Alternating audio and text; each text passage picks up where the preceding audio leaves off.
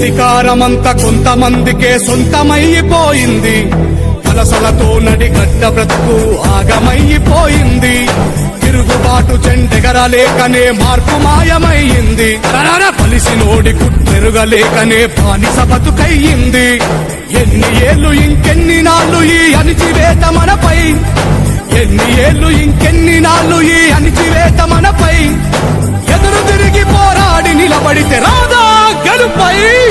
చైనడిగడ్డ యువత, చైనడిగడ్డ యువత, మార్పు కోసమై నడుంబిగిద్దాం మారిపోవు మన భవిత. చైనడిగడ్డ యువత, చైనడిగడ్డ యువత.